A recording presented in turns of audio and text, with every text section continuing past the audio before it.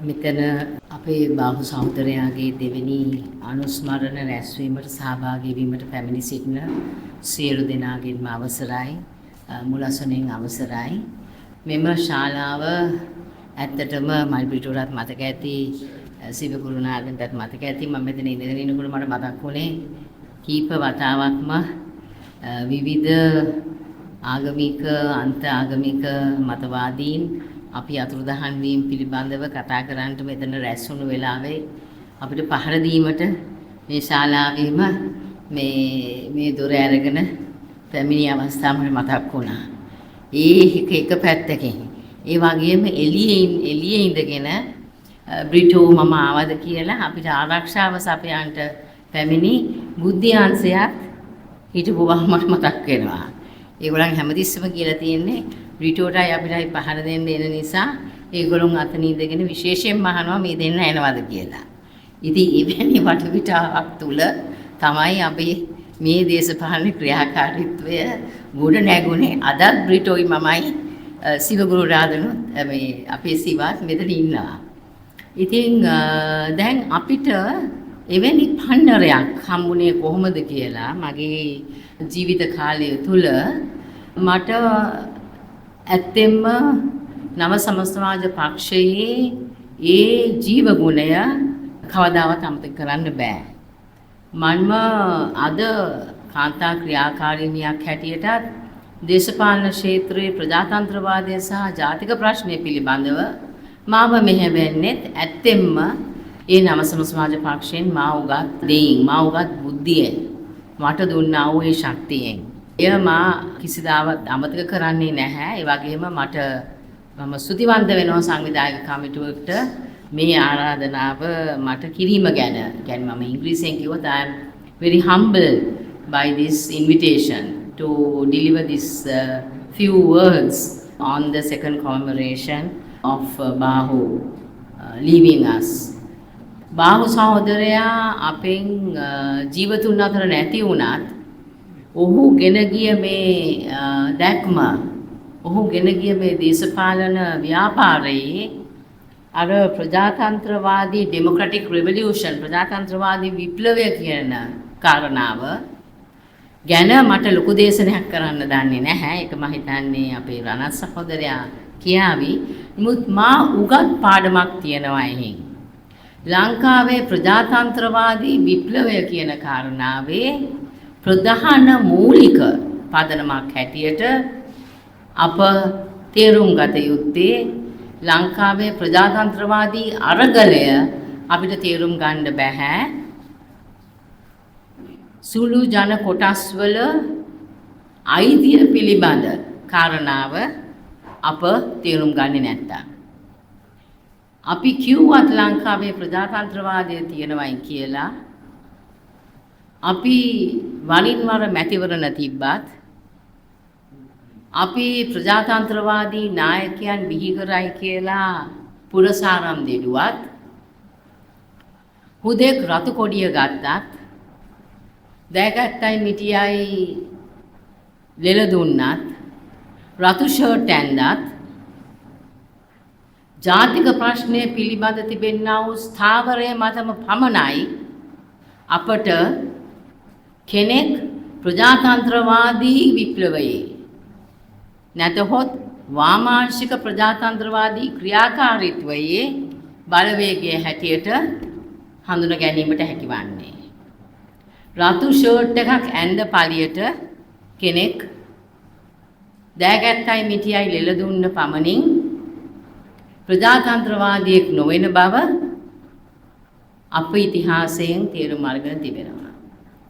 එය ලංකා සම සමාජ පක්ෂයේ ඉතිහාසයත්, කොමියුනිස්ට් පක්ෂයේ ඉතිහාසයත්, ජනතා විමුක්ති පෙරමුණේ ඉතිහාසයත් දිහා බැලුවොත් අපිට හොඳටම පැහැදිලිව පෙනෙනවා පිළිපැන්නේ කොතනද අපේ ඒ වාමාංශික ප්‍රජාතන්ත්‍රවාදී ක්‍රියාදාමය විශේෂයෙන්ම ප්‍රධාන මූලික රටේ ප්‍රශ්නය තේරුම් නොගෙන බලය පිළිබඳ රාජ්‍ය පිළිබඳ ආකෘතියකින් තමන්ගේ දේශපාලන දැක්ම වාමාංශික දේශපාලන දැක්ම දියාරු කර හැරියේ හෝ පීලිපැන්නේ. දැන් ඒ ගැන මම විශාල වශයෙන් කතා කරන්නේ නැහැ. මං හිතුවා අද අප මුහුණ දෙන ප්‍රධාන අභියෝගයන් කීපයක් පිළිබඳව ඔබ සමග ඉතා කෙටියෙන් යමක් බෙදාගත යුතුයි කියලා. ඇත්තටම අද ජාත්‍යන්තර වශයෙන් දකුණු ආසියාව තුලත් අරගල තිබෙනවයි කියලා කිව්වට දැන් වෙනකොට ඉන්දියාවේ අර කැරපොතු ශිෂ්‍ය ජන ව්‍යාපාරයේ යම් මෙහෙයවීමක් දකිනවා. ඇත්තෙන්ම මතුවෙන්නේ එම අරගල වලට පස්සේ ප්‍රජාතන්ත්‍රවාදී ජීවගුණයද කියන කාරණාව අපිට සාකච්ඡාවට ලක් කරන්න සිද්ධ වෙලා තියෙනවා. ඒක දීර්ඝ සාකච්ඡාවක්. අරගලයක් වූ පමණින්ම ප්‍රජාතන්ත්‍රවාදීය විපර්යාසයක් සිද්ධ වෙනවද? අරගලයක් විප්ලවයක්ද? අරගලයක පන්තිමය ස්වරූපය කුමක්ද? අරගලය සහ රාජ්‍ය අතර තිබෙන්නා වූ බැඳීම කුමක්ද? අරගලයේ මෙහෙවන්නා වූ නායකයන්ගේ න්‍යාය පත්‍රය කුමක්ද? ඒ න්‍යාය පත්‍රයෙන් පසුව කාටද පත්වෙන්නේ කියන කරුණු කාරණා ඊටාම වැදගත් බව නේපාලය, බංග්ලාදේශය, ලංකාව, ඉන්දුනීසියාව සහ අපි ගත්තොත් අප්‍රිකාවේ සිදු වුණු ඒ විප්ලවයන් එහෙම නැත්නම් තරුණ කැරලි හරහා අපිට ප්‍රශ්න කරන්න සිද්ධ වෙලා තියෙනවා. මම හිතන්නේ ඒ පිළිබඳව හොඳට ලියවිලා තිබෙනවා.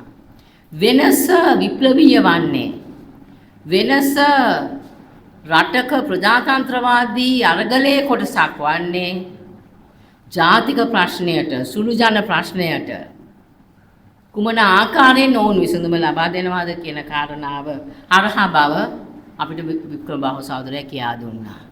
ඒ දැක්මෙන් සහ බැල්මෙන් තමයි අපි අද මේ ප්‍රජාතන්ත්‍රවාදී අරගල දෙස බැලිය යුත්තේ. නමුත් අපි අද ඊ타ත්ම බහානක ලෙස ප්‍රජාතන්ත්‍රවාදයේ නාමයෙන් ලංකාවට පමණක් නෙවෙයි මේ අදාළ වන්නේ. අපි බැලුවොත් මේ වෙනකොට බංග්ලාදේශයේ සිදුවෙන දෙයක්, මේ වෙනකොට නේපාලයේ සිදුවෙමින් තිබෙන දෙයක්, ඒ වගේම මීට පෙර සිදු වුණු අරගල වලින් නිසා මතුවී තිබෙනා වූ තත්ත්වයන් ඊජිප්තුව සහ අප්‍රිකාවේ සමහර රටවල් වල, ලතින් ඇමරිකාව ගත්තත් මේ ප්‍රජාතන්ත්‍රවාදයේ නාමයෙන් ඇත්තටම ස්ථාපිත වෙන්නේ නූතන ඒකාධිපති ක්‍රියාදාමයක්. නූතන ඒකාධිපති ක්‍රියාදාමයක්. අද ඇත්තටම සිදුවන්නේ එයයි. ප්‍රජාතන්ත්‍රවාදය එක රැයින් විනාශ වෙන්නේ නැහැ. ඒක රැයින් විනාශ කරන්නේ නැහැ අද පාලන තන්ත්‍රය. ඕන් විවිධ නෛතික උපක්‍රම, විවිධ ආයතනික ව්‍යුහයන් යොදා ගනිමින් බලය තීව්‍ර කරගනිමින් බලය තහවුරු කරනවා Tamanගේ ජනතාවාදී නායකත්වයේ නාමයෙන්. ඕන් ඉදිරියට දාන්නේ ඔවුන්ගේ ප්‍රජාතන්ත්‍රවාදී පෙරටුගාමීත්වය. අපි ප්‍රජාතන්ත්‍රවාදී. නමුත් ඒ හරහා සිදු කරන්න බලාපොරොත්තු වන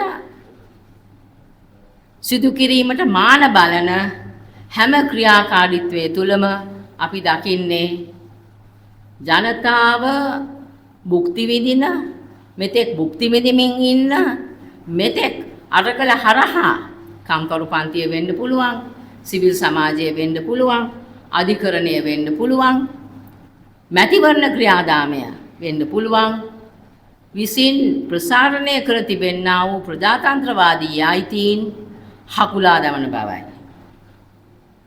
දැන් අද ලංකාවේ සිදුවෙන ඒ භයානක උපක්‍රමය, කූට වෑයම අප ඉදිරියේ දිගෑරෙනවා.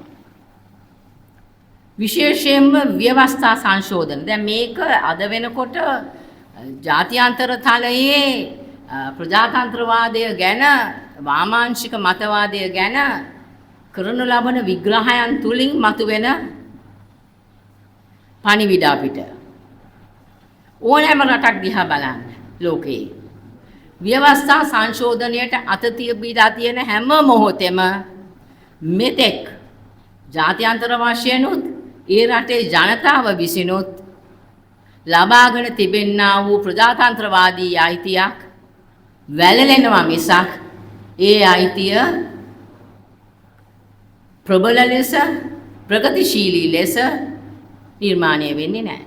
ලංකාවෙත් ඒකම නෙවුනේ. හැම ව්‍යවස්ථා සංශෝධනයකින්ම අපේ අයිතිවාසිකම් හැකලුණා මිස අපේ අයිතිවාසිකම් අපිට ලැබුණේ නැහැ. දැන් මෑතදී මේ විනිශ්චයකාරවරුන්ගේ විශ්‍රාම කාලය දීර්ඝ කිරීම පිළිබඳ කාරණාව මට මෙතනදී සඳහන් කරන්නම වෙනවා. වික්‍රම බාහු සහෝදරයා හිටියාලා අද අපි කීප දෙනෙක් එක්ක ලෙයා ඉන්නේ හල්ස්ඩෝෆ් ඒක ඉදිරියේ අධිකරණ අමාත්‍යාංශ ඉදිරියේ ඕකට විරුද්ධව පෙළ ගැසෙමින්. අද එහෙම නායකයෙක් නැහැ අපිව මෙහෙවන්න.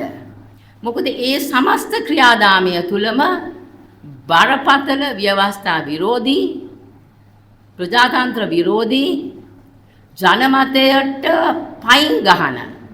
මොකද අපි දන්නවා විශාල පිරිසක් ජනතා විමුක්ති පෙරමුණට බලය දුන්නයි කියලා මම කියන්නේ ජජබට නෙමෙයි. මොකද නායකයා අනුර ටිල්වින් සිල්වා මහත්තයාට තමයි බලය හම්බුනේ. අනුර කුමාර දිසානායකටවත් මේ අපේ පුරවැසි ජනතාවටවත් නෙමෙයි. එතකොට ශ්‍රේෂ්ඨාධිකරණයේ විනිශ්චය අපි දන්නවා මම නීතිඥවරයෙක් අධිකරණය තුල තිබෙන්නා වූ අභියෝගයන්. මෑතදී මම මහේස්ත්‍රාත් අධිකරණයට පා තැබුවා අවුරුදු ගානකට පස්සේ නඩු කිහිපයකට. ඒ උසාවිවල ඇති තිබෙන්නා වූ ක්‍රියාකාරීත්වය දිහා බලපුවාම නඩු කල් යන ආකාරය බලපුවාම සිරකරුවන්ට සැලකෙන ආකාරය බලපුවාම හැමදාම මටම ලැජ්ජ හිතුණා. අවුරුදු ගාණක් අපි බන්ධනාගාර ප්‍රතිසංස්කරණ ගැන කතා කරා, මානව හිමිකම් ගැන කතා කරා. පැය ගණන් කූඩුවේ ළඟිනවා මේ සිරකරුවෝ අපේ නඩුව අහනකල් අපේ නඩුව අහලා පැය 5කට පස්සේ තමයි මේ මිනිස්යන්ට කාලය දෙන්නේ මේ නඩුව තව දිගට යනවා මේගොල්ලන්ව දැන් ගෙනියන්න මේගොල්ලන්ට අපි අලුත් දිනයක් දෙන්නම් කියලා. ඒ හිරකාරයා උදේ 9 ඉඳලා රෑ 8 වෙනකල් බලාගෙන හිටියා නඩුකාර උන්නාන්සේ අලුත් දිනයක් දෙනකල්. දැන් මේගොමේ බන්ධනාගාරයේ සිද්ධිය ගැන කතා කරන්න ගියොත් මෙතන මට වෙන දෙයක් කතා කරන්න මේ ඉඩක් නැහැ. එතකොට අපි හොඳ ආකාරව දන්නවා නඩු ප්‍රමාදය, නඩු කල්යෑම, ඒ අධිකරණ නීතිවල අපදීම පිළිබඳ නඩුකාර උන්නාන්සේලාට තිබෙනා වූ ෆ්ලෙක්සිබිලිටි එක ව්‍යාතිරේකයක් හැටියට අපදෙන්න පුළුවන් ද බැරිද අපදෙන්න බැරි ඒවා තියෙනවා. නමුත් මේ මතු කළා තිබෙනා වූ තත්වය තුළ නඩු අහලා ඉවර කරන්න ඕනේ ඉක්මනට. නමුත් විශ්‍රාම වයස දීර්ඝ කිරීමයි නඩු ඉක්මන් කිරීම පිළිබඳ කාලය ඒකනම් හැමෝගෙම විශ්‍රාම වයස දීර්ඝ කරන්න. මහේස්ත්‍රාත් උසාවියේ ඉඳලා මහාධිකරණයේ ඉඳලා සියලු දෙනාටම කවුරුත් අපිත් බාර් ඇසෝසියේෂන් එකත් අපේ නීතිඥ සංගමයත් අපි විරුද්ධ නැහැ. නමුත් මේ මුළු සාකච්ඡාවම මත උනේ එක්කෙනෙක්ගේ කාලය දීර්ඝ කිරීම. ඒ වගේම මේ අපේ ඡන්දය නුදුන්නත් ජනතා ඡන්දය ලැබිලා නැහැ.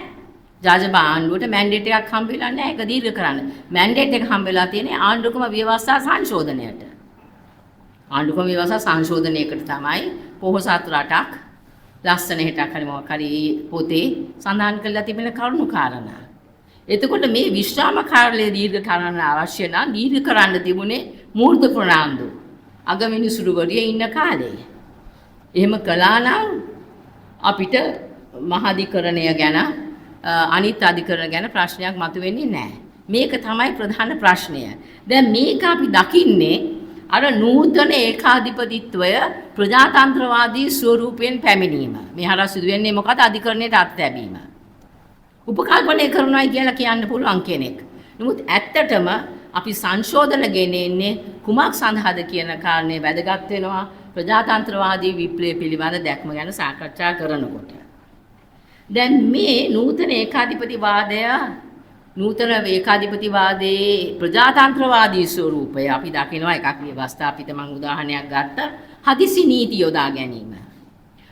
නෑම දෙයකට හදිසි නීතිය දාලා හිතියාගෙන ඉන්නවා. හදිසි ඒක මේ රාජ්‍යයත් කරනවා පෙර ආණ්ඩුත් කෙරුවා.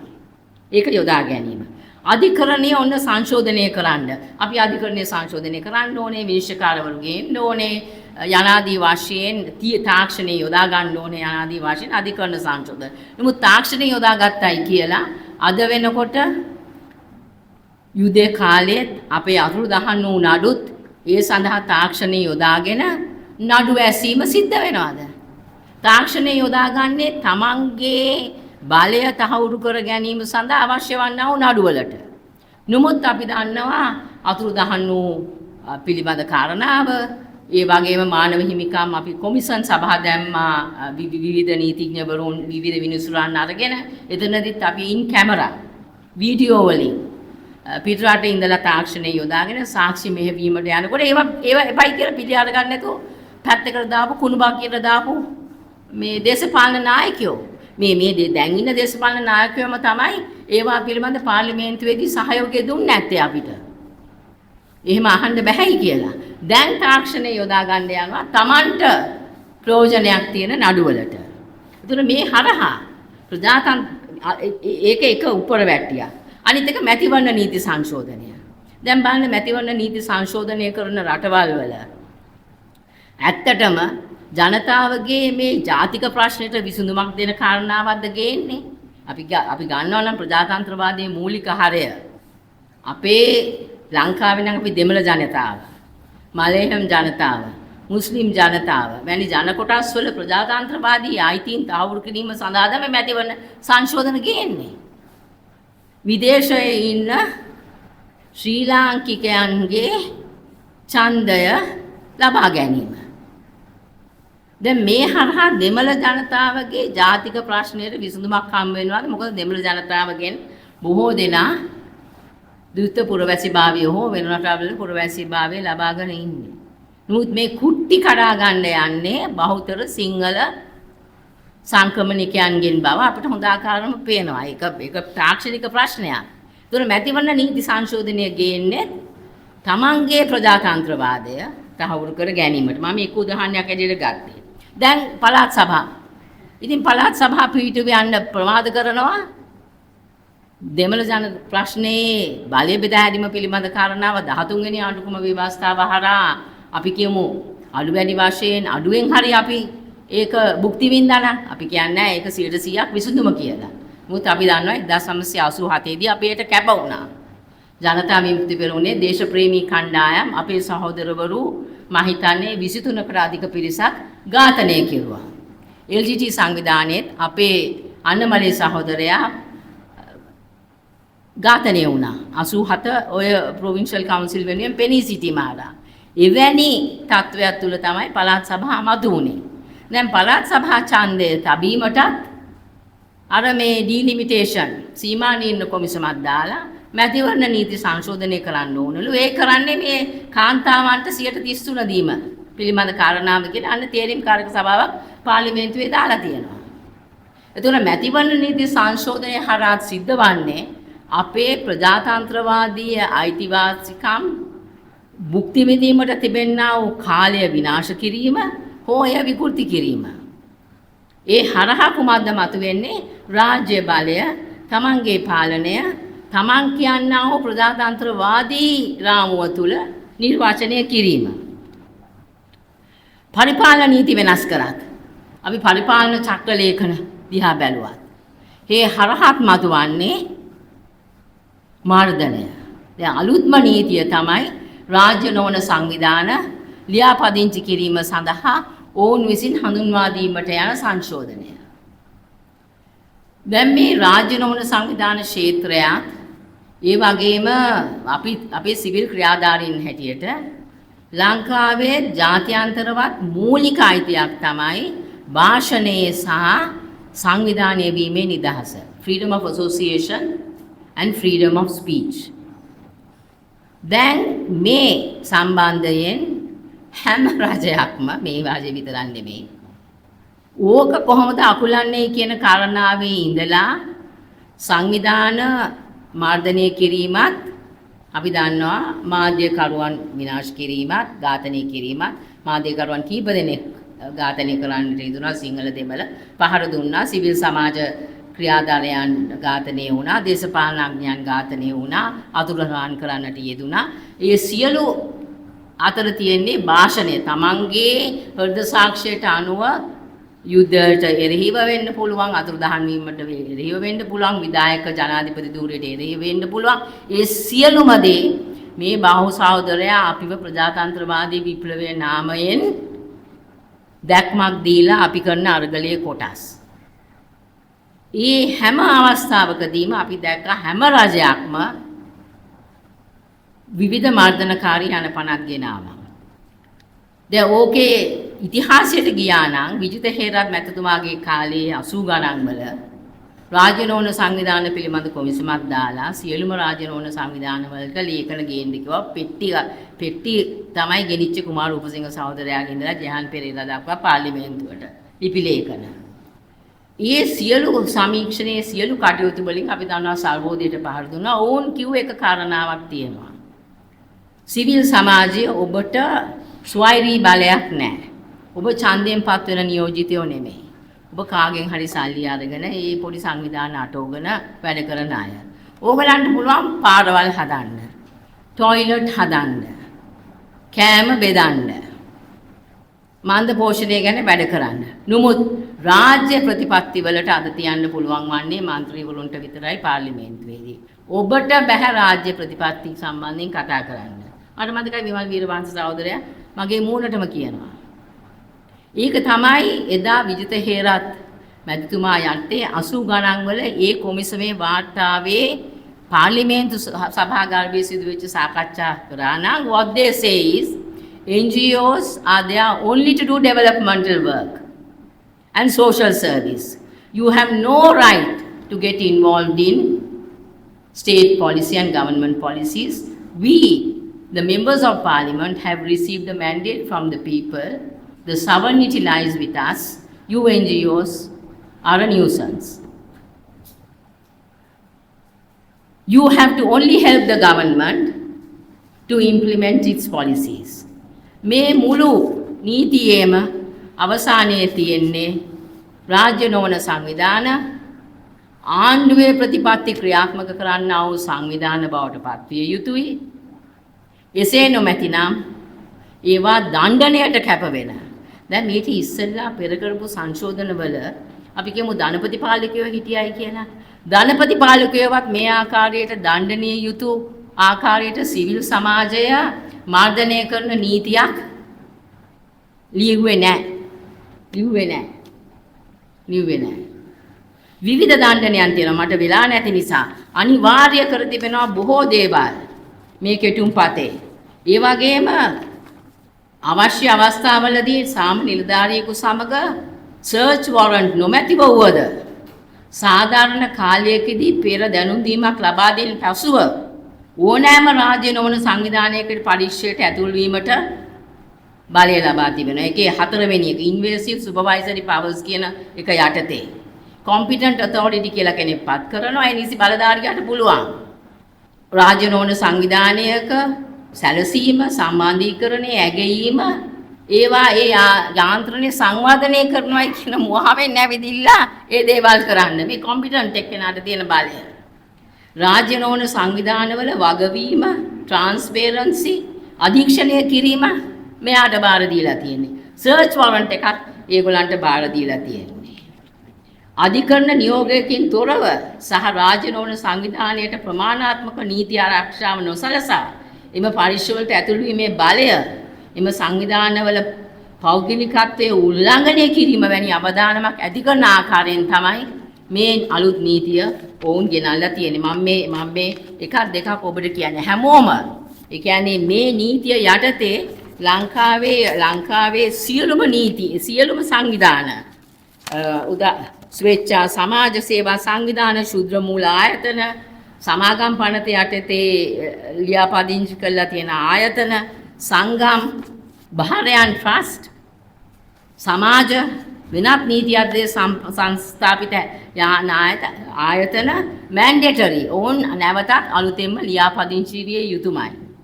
අලුතෙන් ලියාපදිංචි විය යුතුමයි. දැන් මේ සඳහා යන කාලය ඒතකොට අනිවාර්යෙන් මේ දේවල් දැන් මේ දේවල් අපි ඔවුන් ඒ නිසි බලධාරයාට දැනුම් දෙන්න ඕනේ.